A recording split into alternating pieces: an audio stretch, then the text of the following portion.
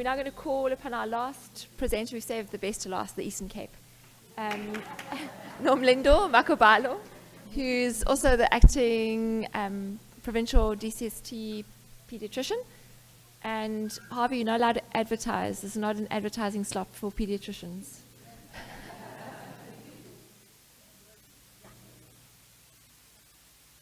Good afternoon.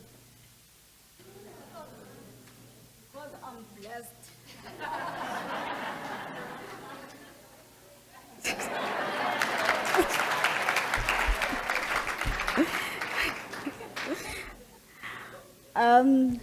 Okay. The presentation, early identification and diagnosis and treatment of HIV-infected neonates through the tracking system. What was the problem? The new consolidated guidelines that were signed in April 2015 were meant to be implemented in June 2015, which clearly stated that all HIV-exposed babies should have a birth PCR. However, there was no tracing system in place for the positive results, indeterminate results, and rejected specimens. And this clearly caused a delay in initiating treatment, which undermined the whole guidelines and also the concept of early identification, diagnosis, and initiation of treatment. So I felt it was very important to close this gap. So how did I go about doing that? We adopted a positive PCR toolkit, which was initially from south to south. And then we called a stakeholder meeting involving all the critical stakeholders, including the virologist, which was the only virologist in the province, and also the NHLS coordinators.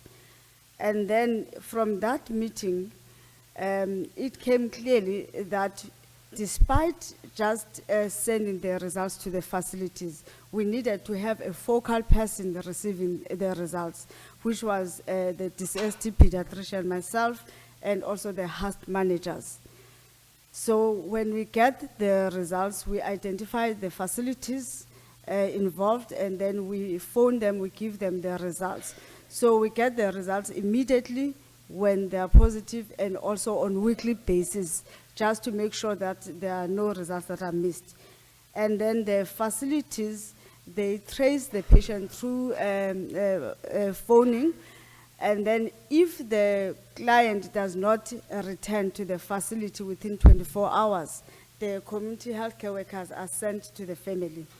And then the patient is initiated on HEART, and then the facility has to fill in the PCR tool form and send it to the DCST pediatrician and also to the host manager, so that we can actually identify the gaps. So the objectives for this was to improve the time of initiation of HEART in neonates, to monitor the tracing system for PCR that need urgent action, to identify the gaps and discuss them in existing forums like integrated primary healthcare meetings, ANC clinicians meeting, child health forums, you can name the rest. And also addressing the gaps and also developing the QIPs based on the gaps that we identified. And the DCSTs, including the house managers and the coordinators, to monitor the implementation plan. And we wanted to also explore the standardization of the tracing system for the rest of the province. These were the results.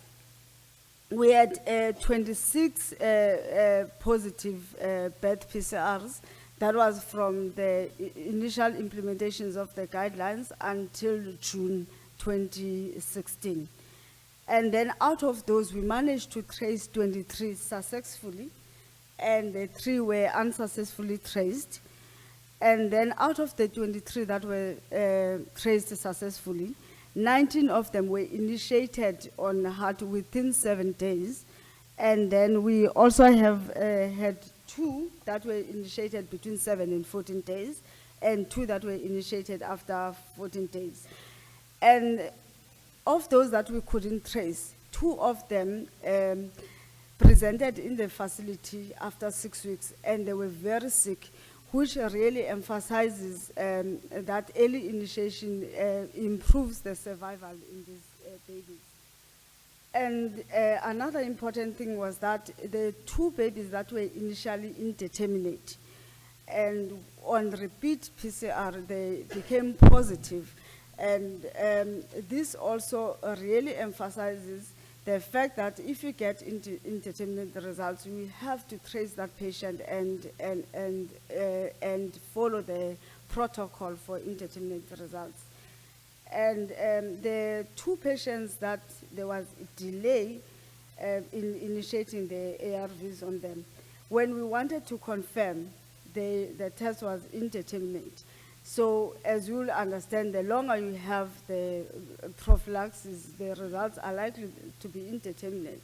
So which also caused the delay.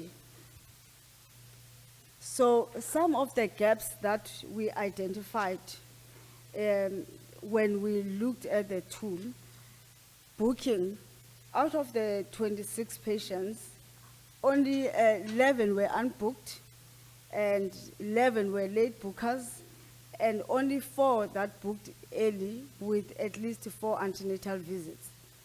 And then when it comes feeding, as much as we're saying that when we're looking at our indicators as the district, that we're improving when it comes to exclusive breastfeeding on the HIP vaccination, but it wasn't the case because these patients were actually mixed fed from birth, 52% of them, and only 9 patients that were exclusively breastfed, and 1 was formula fed.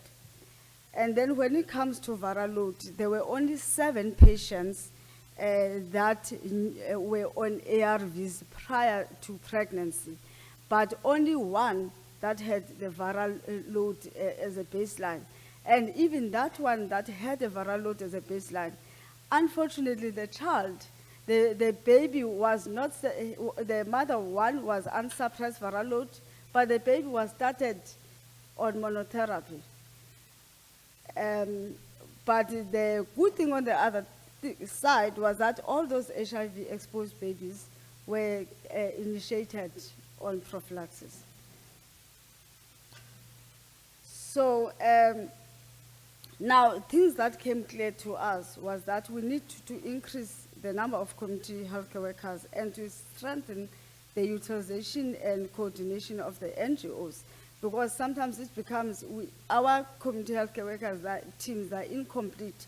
Sometimes it becomes difficult to trace the patient because our patients are mobile.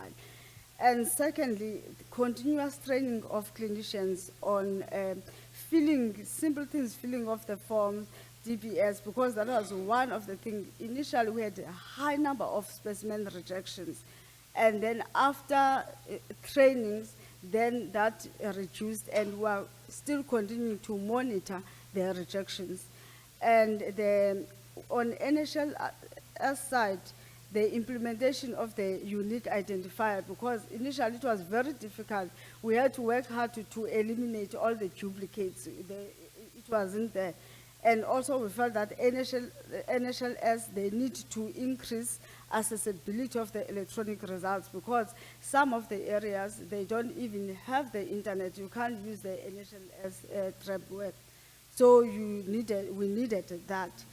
And it is clear that in a place like Eastern Cape, especially in areas, rural areas, or where there are lot of deliveries, we probably have to have the discussions about the point of care machines for the PCR and the viral load, rather than to wait for the patient and trace them. I think, yeah, that is where we need to put our money. So as the district, we escalated this for the whole province. The whole province is following the same. In conclusion, positive birth PCR should be treated as an adverse event, therefore audited, quality improvement plans be developed. And this is important if we are saying that we want HIV-free generation, we have to treat it as an adverse event. And secondly, strengthening of community mobilization and linkages of care. Because from this to us, it was clear that our problem is more in the community. So, and then the third thing, as I said, point of care viral load and PCR in the delivery centers. Initiation of neonates should be decentralized after capacitating the primary healthcare facilities, because currently in our province, the neonates are treated in hospital. So from these 19 that were managed to treat within 7 days, some of them, even though we recall them, they couldn't go to the hospital same day. They had to go the next day because they didn't have money. So if I were to put my money, more effort should be on preventative care, cochlear protection, exclusive breastfeeding, adherence counseling, and early booking. Thank you.